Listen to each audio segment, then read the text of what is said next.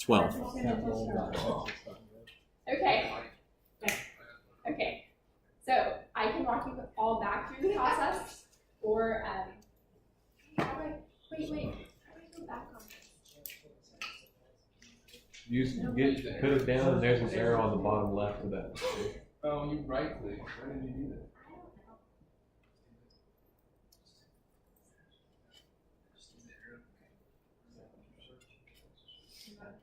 Okay, so you can start by Googling. All you have to Google is Texas legislature online, and it should take you to a mobile version of this form. Yeah. Yeah, but we're gonna look up. You're gonna look up your state and federal though, not your city. And there should be a place within your manual for you to fill out your officials, so that way you can refer to that. So we good to Yes. capital?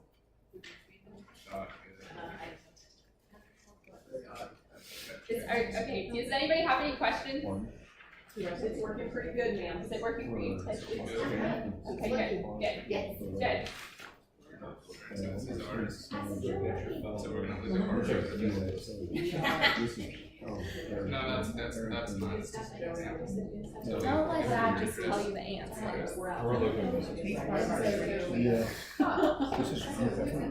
No, but I think y'all might have a different representative. They might have Rulo because they're in the loop. Miller, Kaylee, are you guys inside the loop? We are. Yes. Miller, Kaylee, so are they, Yeah, they have Rulo. They might not, because the way the map goes, it goes. I think they have the same as we do. Which is boroughs. I don't know what's going on And then our state, boroughs are senator is Eric Perry. state is, U.S. Congressman. and then, House, Justin Burrows, Senator is Charles. Yeah. Put grandma's address in Harrington is our U.S. Congressman. Oh, No, that's easy, because that's what Our state our representative is the one that's yours. While you're looking up information, if you want to choose one in particular to look up information about, so you can learn a little bit about your official. And then you're also in Congress. And cruises for Secretary. What is this doing? This is not working, right? He's in there, but he's in our area, but I guess we're not in the district.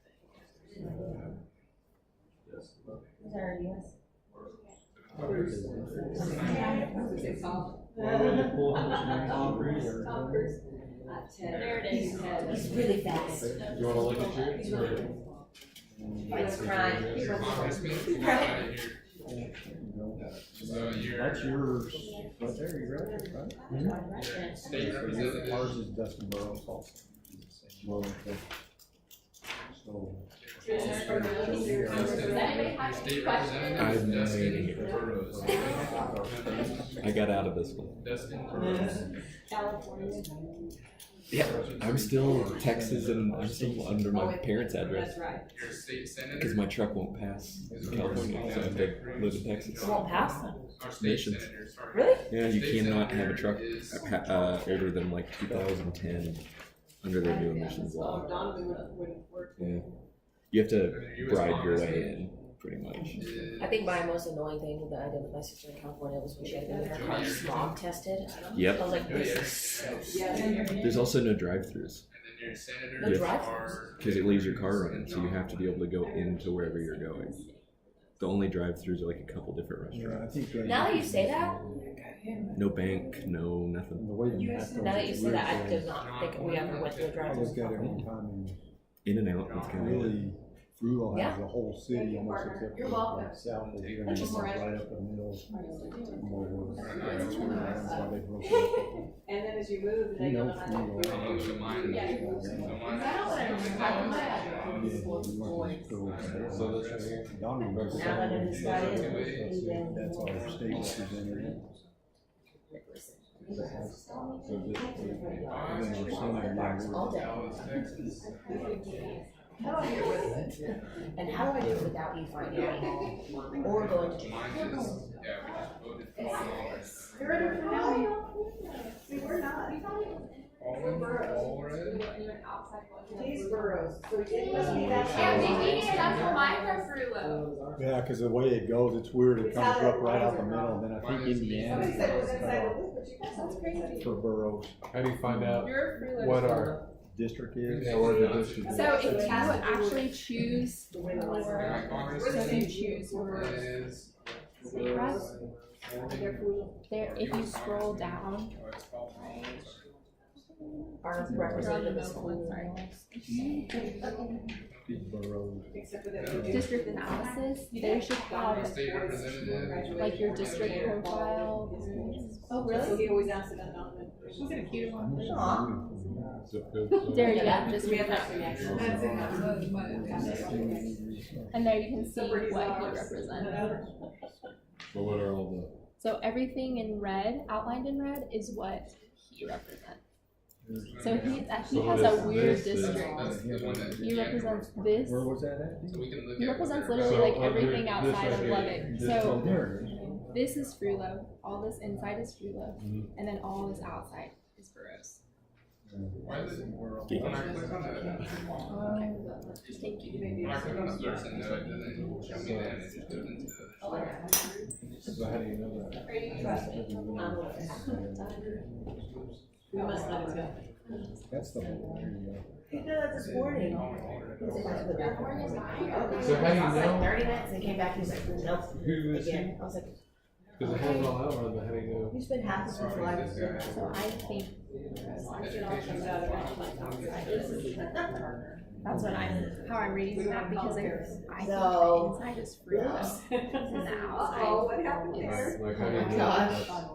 that's- Okay, so I wanted to go to. That's what You know you're not being recorded, right?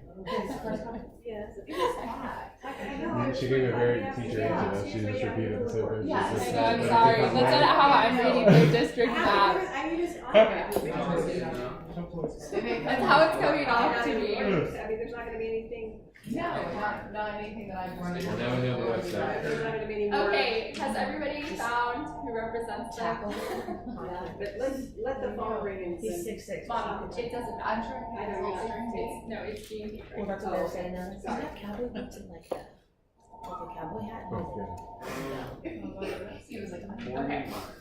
Okay, so now that you all have looked up your officials and know a little bit about them, whether you looked up your district or whatever. Sorry, the phone was going off. Whatever you looked up about them, whether it's their bios or where the part they represent, now you're at least familiar with what they look like and how, a general way to get in contact with them.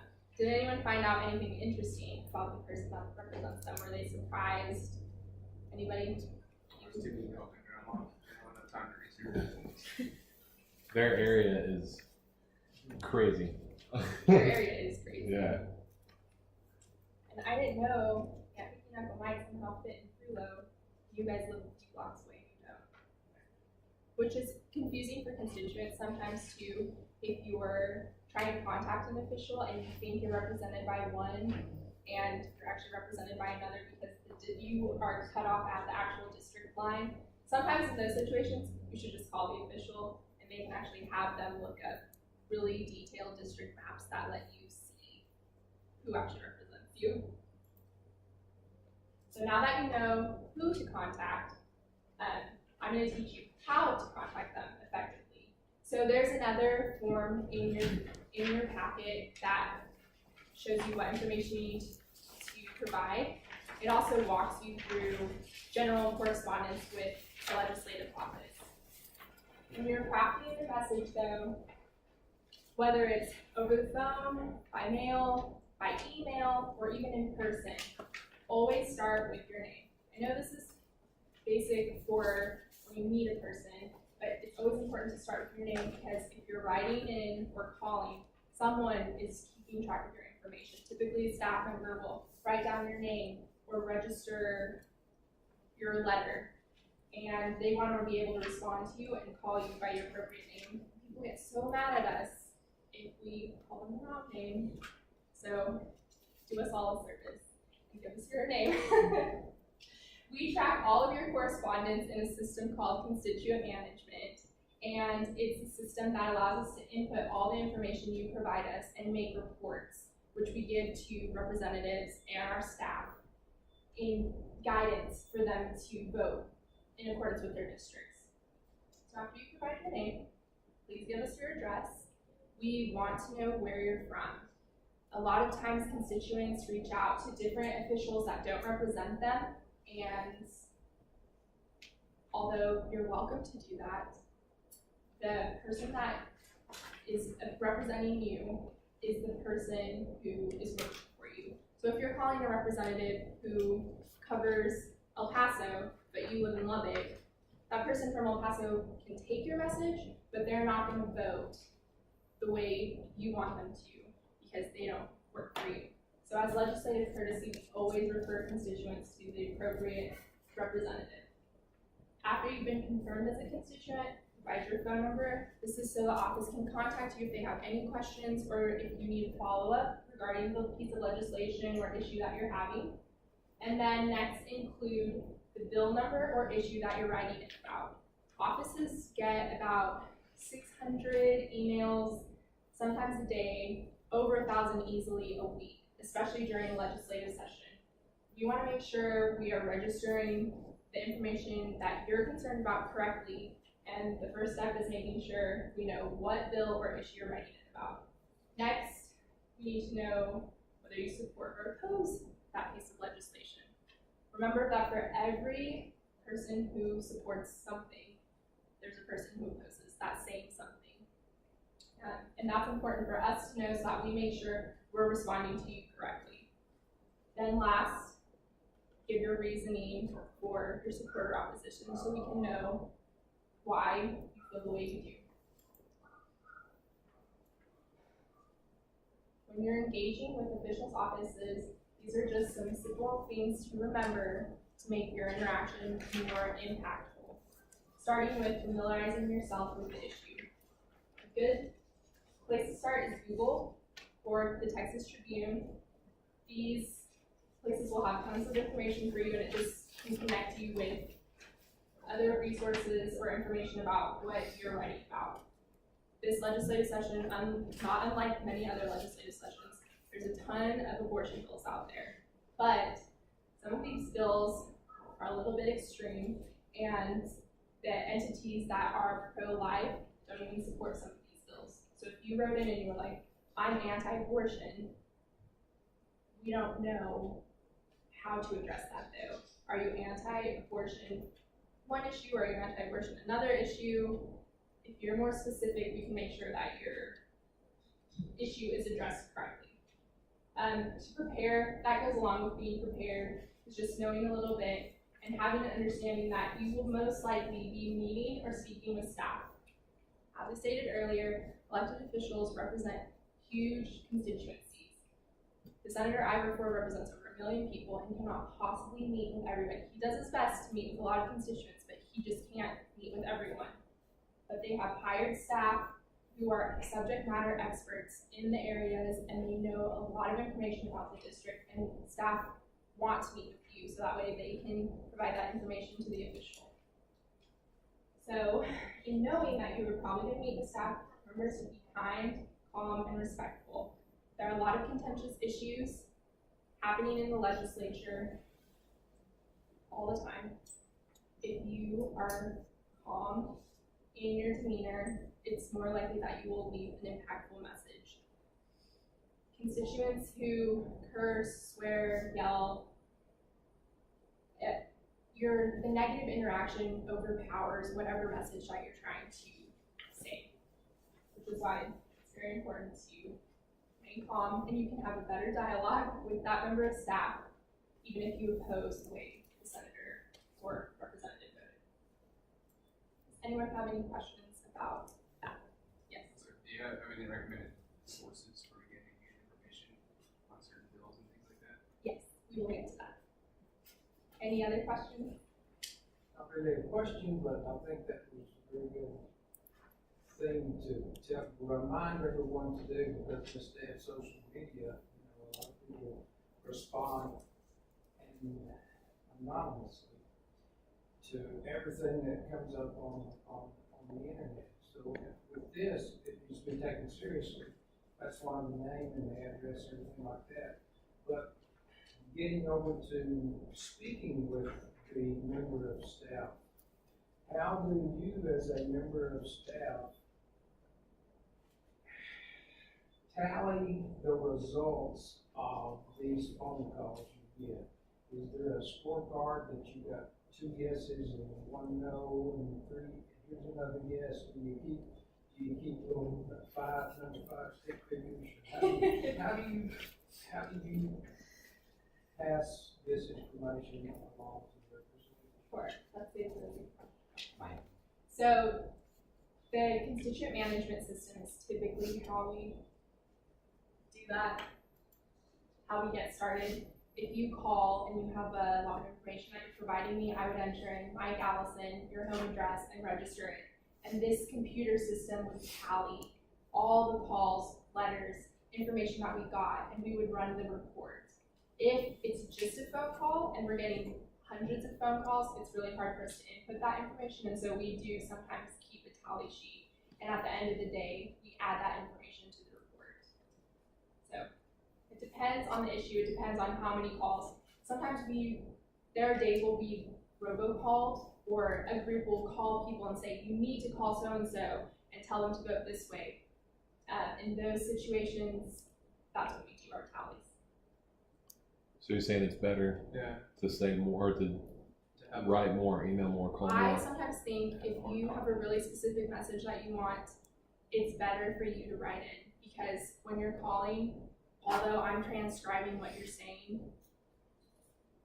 if you want it to be in your words and your full message, it's better to have it written, because then it'll be said the way that you want.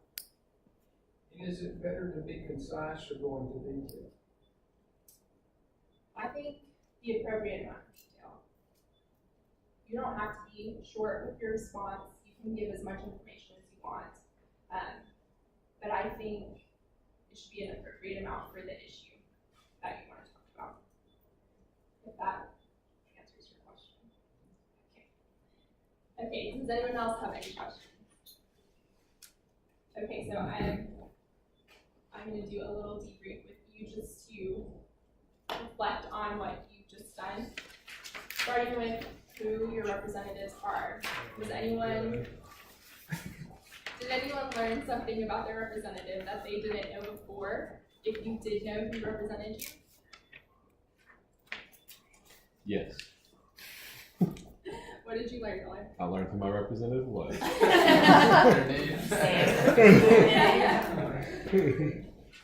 Yeah, I learned that you all are represented by Tula. Neither one. It's really blowing my mind. Next is, how will you use this information moving forward? Don't be shy. Now we can look up and see who our representatives are and what they're voting on. That's what I think is more important.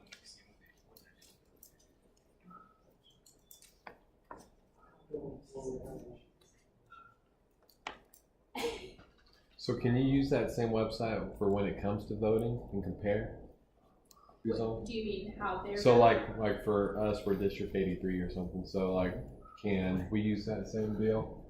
Can we use that same website to compare who we'll be voting on? Yes, Okay. yes.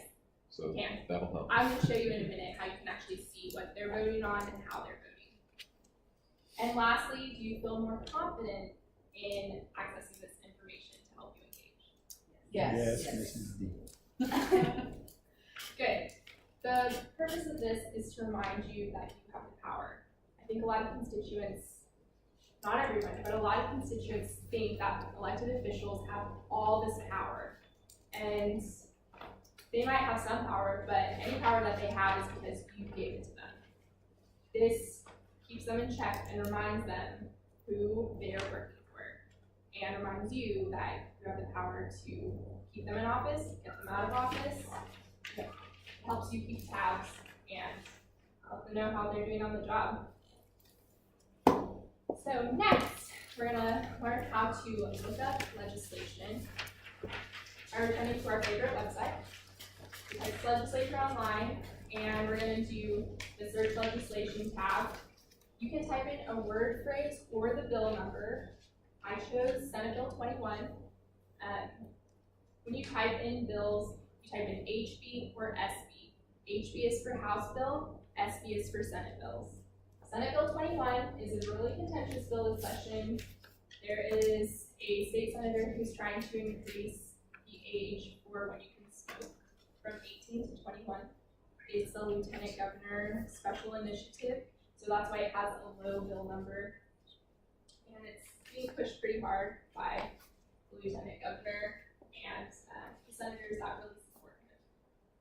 So once you click search, you'll be taken to the bill history, and this bill has moved significantly through, and it's currently in the House, I believe. But this page gives you just the general history of the bill. So right now it's engrossed, which means that it passed the Senate chamber. It is now in the House. There's some general synopsis of what the bill does. These are the senators who are in support of the bill and additionally are authoring that bill. And then where the bill is and has been. So as you can see, it's a little contentious on the Senate side. It passed, but just barely. Then the next tab that I think is really useful is the text tab. It shows you every document pertaining to the bill. So the bill as it's introduced will show you the language of the actual piece of legislation. And then engrossed shows you how it was passed, if there was amendments added to it, things of that nature. Then you'll have a fiscal note, which shows you how the bill will impact the state. And then analysis, which is done by the Legislative Budget Board. I think analysis is always a good place to start because it's written by the lawyers who are actually creating the language that goes with the bill. And then lastly, your witness list lets you know what organizations or people are supporting or opposing that legislation. And although all the tabs are good, I think the bill stages is one of the more important ones because it lets you see where the bill is in process and where it still has to go. So if you like a bill, you can know where it is. If you hate a bill, you know where it is. Things like that, and you know who you need to contact. So if you wanted to talk to your senator about this, it's a little late because they've already voted on it. But there's still time for you to talk to your House representative and let them know, I want you to support this or oppose it. Does anyone have any questions about that? Nope. Oh. So you say SB 21. How do we get more information on what, the names of the different bills that are being legislation that's being looking to be passed? Right. If you go to the main Texas Legislature Online page where I just was, with the search legislation tab, there's a button underneath that section that says, current legislation, or you can just go and Google or do Texas Tribune online. Texas Tribune is an entity that tends to be a little biased, but is a good place to start if you want to just learn about what a bill is and who's authoring that bill, because they closely follow the legislative session. So you can take what they say with a grain of salt, but it's a good place to start to learn what's happening in the legislature. So next, we're going to learn about the other role of your elected officials apart from just voting.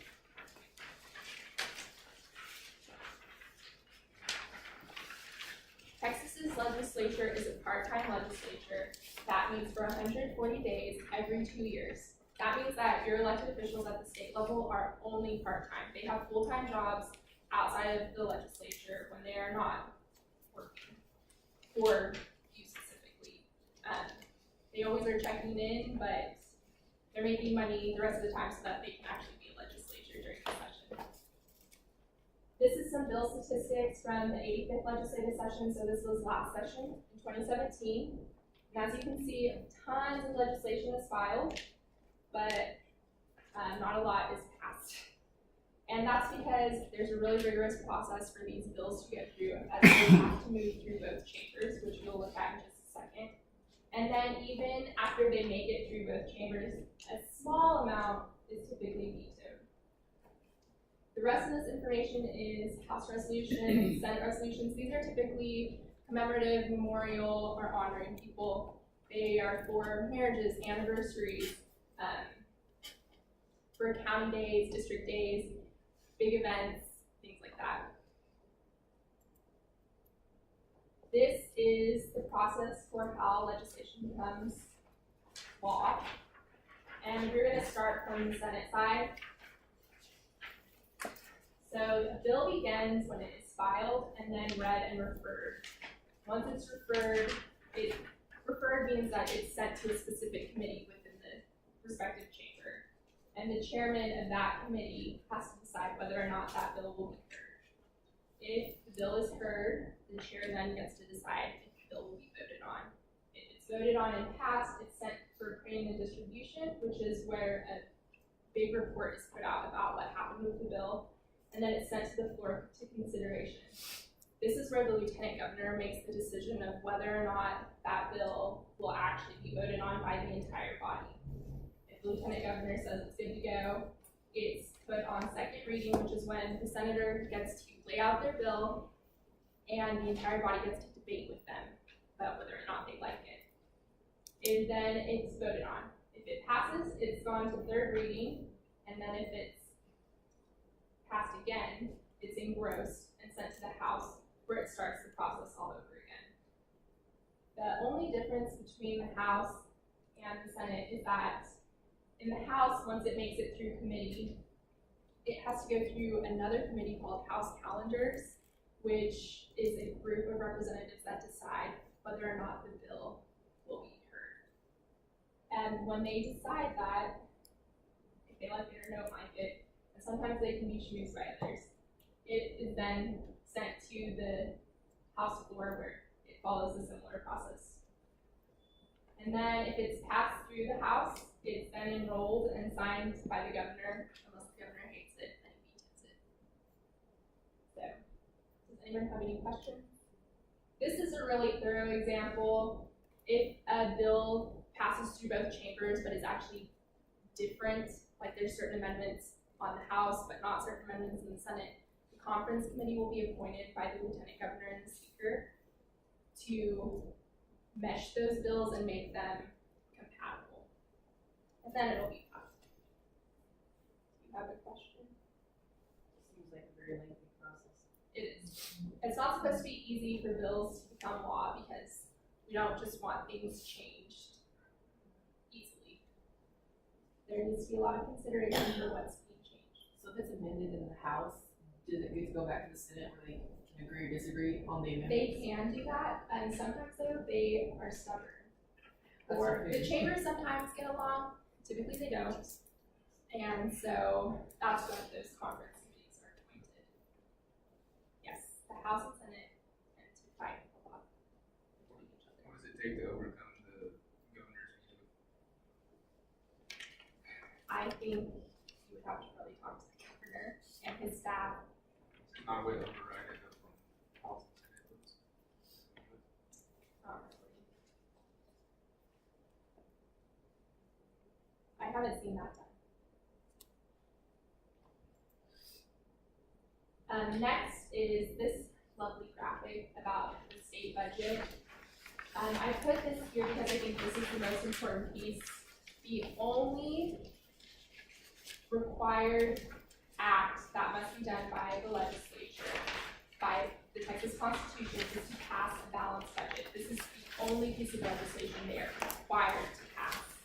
This is the most contentious bill typically because it impacts every piece of the state. It impacts roads, higher education, public education, it impacts Medicaid, TRS, ERS, which are the teacher retirement system and the employee retirement system, border security, everything is impacted by the state budget. Sometimes the state has more money, and sometimes they don't. It depends on what's happening.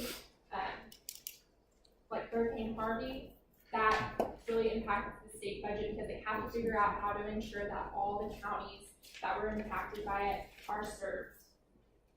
And then as you can see, this was our number for the last session of the money, and then this is the breakdown of how that money was spent. Does anyone have questions about this?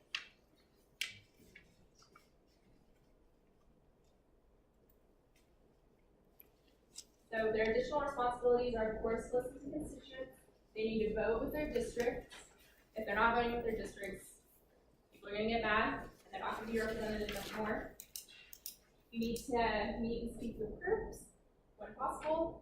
Assist with casework. Casework is a lot of different things. Sometimes CHL licenses, driver's licenses, child support, Medicaid. There's so many state agencies, and elected officials are there to assist you through whatever process you're trying to get through. They need to understand and assist with district issues. This includes working with local delegations like mayors, city council members, and federal representatives as well, depending on the issues. Last session, a cave opened up in our district under people's homes that we didn't know was there. So that was fun to try to figure out how to make sure those people had the assistance they need. This session, there's a gas leak in the district, so we had to make sure that the energy company that had this issue was addressing it properly and that businesses and people were safe. So things like that.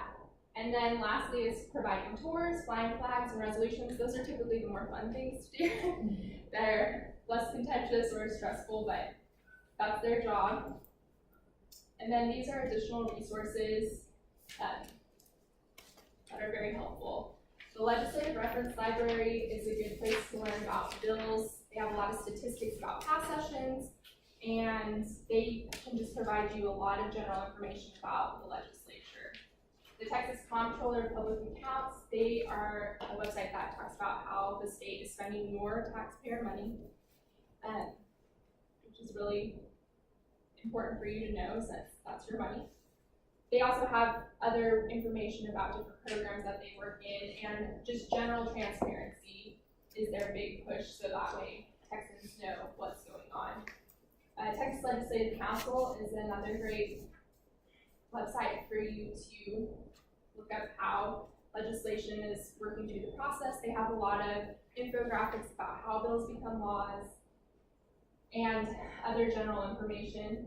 Texas Legislature Online we used a lot today, but it can be utilized in different capacities as well. You can actually track specific pieces of legislation, and it will send you emails and updates. That way you can make sure that you're contacting your official.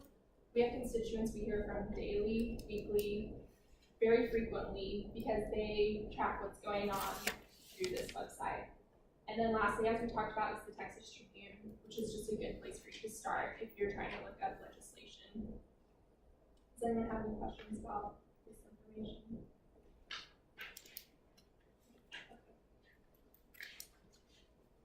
So just in conclusion, those who receive effective civic education are more likely to vote, but there are other benefits as well, which we've talked about, and those include being more involved and informed about what's going on in your community.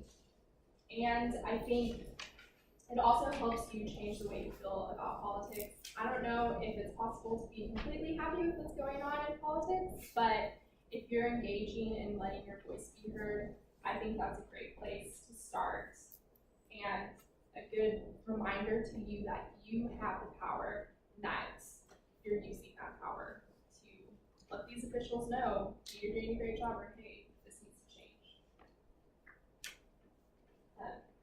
Voting is a great place to start, but actively engaging is also important. Does anybody have any questions?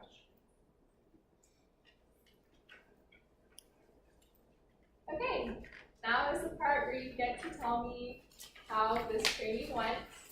Please be honest, and if you have any questions, just let me